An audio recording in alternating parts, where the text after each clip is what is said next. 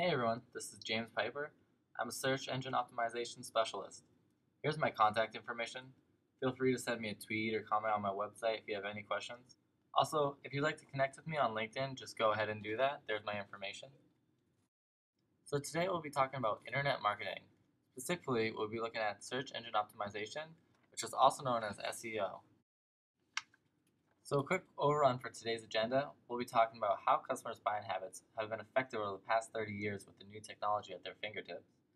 Then we'll look at search engine optimization, also known as SEO, and the blunders and some aftermath of missed opportunities.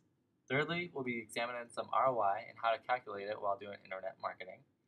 And then we're going to move on to branding opportunities for your company. Internet marketing is a great way to increase your brand recognition. And then after that, we'll look at competitive analysis, which is a major part of SEO. And then lastly, we'll look at ways that internet marketing can improve your business. Here's an illustration by Harvard Business Review that shows customers' buying habits and how they've changed over the past 30 years. Before, it wasn't easy to communicate with others about your ideas and opinion. You only had, the dinner table, and you could talk about with your family about the newest product. And peers and word of mouth has always been a huge influence in marketing. But now it's taking place online. That is why now customers are not only purchasing a product, they're becoming either a positive or negative billboard for your company. They're online talking about your product and turning others into advocates or making it so your sales go down. In 2009, the worldwide e-commerce market reached $235 billion. And that same year, 216 billion searches were conducted. And this is where your customers are. They're talking about your product. And that's one reason why you need to make sure that your brand has a presence online. Offline and online has become a battle between marketers. The internet marketers tend to be too proud of their achievements and their new fancy technology and new methodologies, saying their way is the way to go and that's where the customers are. And then there's the offline, traditional marketers. They either say that online marketing is stupid or it's too time consuming and it's not worth the return on investment. It's a stupid chess game that the marketing departments are playing against each other. Instead, they should make one successful campaign that includes both online and offline. If you combine the two, your company can make great things happen. Rather than online versus offline, let's quickly look at what a friend of mine, David Hughes, calls non-line.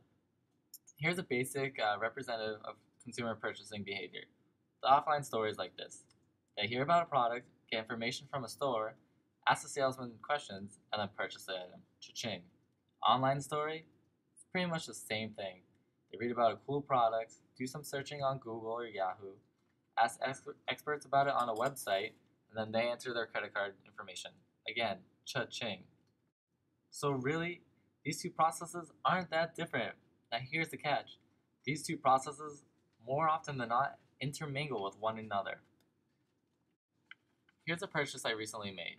My brother told me about this awesome movie. Of course, this took place in person or offline. I googled about the movie and saw some good ratings. And then I ended up asking what others thought about the movie on Facebook, and there I also received good responses. And then I went in-store to the theater and watched the movie. It was both an online and offline experience. Now ask yourself, have you had one of those? Next, we're going to look at a purchase my girlfriend made. She began by reading a magazine, and then she went out to the mall that weekend and went to the store to see the handbag. She ended up talking to the salesman for about 20 minutes. At the end of the conversation, she didn't buy the bag. I think, why not? She tells me she wanted more time to think about it. That night we went home, she searched for it on Google, and bought it from the company's website. Now, this part of the presentation, we're going to take you into the SEO world. We're going to calculate the ROI. Now, one of the main tools we're going to use is Google's keyword tool. We're going to look at the number of searches, evaluate the competition, do some simple math, and come to the conclusion, yikes, we need an SEO specialist yesterday. Okay, so this is me going to Google's keywords tool. Now we're going to pretend in this case that we are a company that sells pens and paper.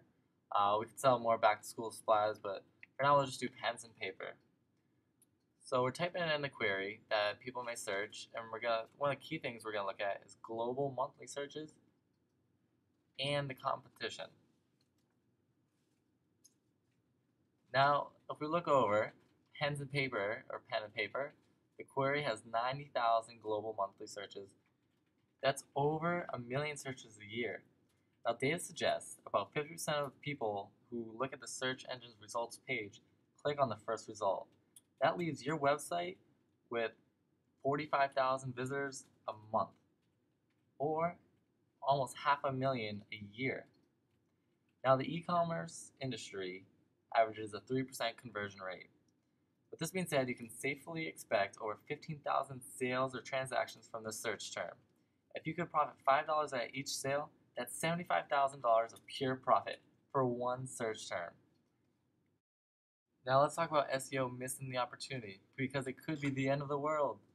Now this movie made a huge mistake. Now if we look at it, we can find out who it's by. It zooms in. Now let's zoom in on who it's by. Okay, Sony. So they attempted to create an offline and online campaign, and they were so close. But let's examine this. So if we go and open up YouTube,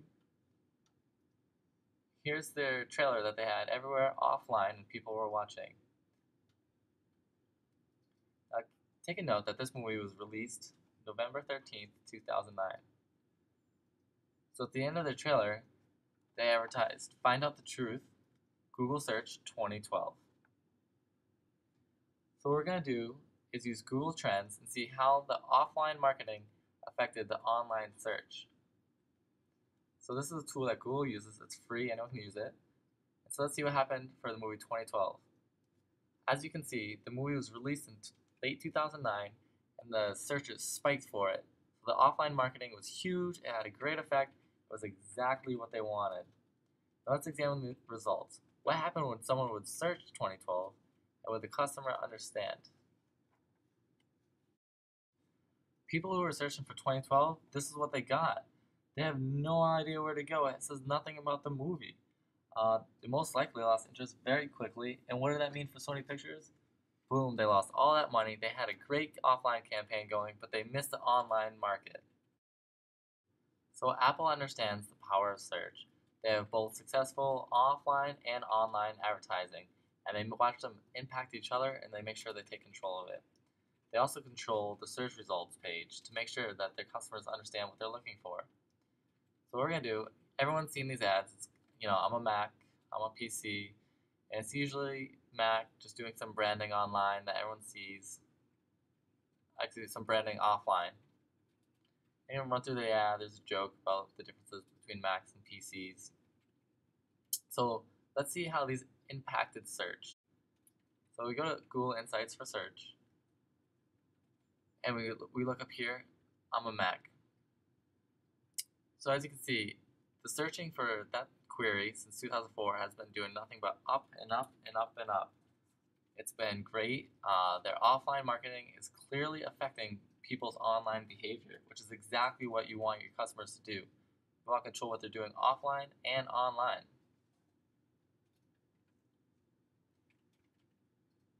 So now here's the search engine results page. As you see, anyone who searched for I'm a Mac, they see stuff that's Mac branded, and here's the result, why you'll love a Mac. So they click this page, and it's make the ultimate upgrade to a Mac. So that is why you'll love it. This is a great example of an offline campaign affecting online search behavior and being very successful. Next, we're going to talk about competitive analysis, and there's almost really nothing more competitive than politics. It can be truly nasty, but we're going to take a look at it, and we're going to pretend that we're Obama's campaign team, and we're going to compare some other candidates. So looking at 2012 presidential candidate Rick Santorum, he missed his personal brand. When you search for his name, there's sexual content. That's the first thing that pops up, and people are seeing that.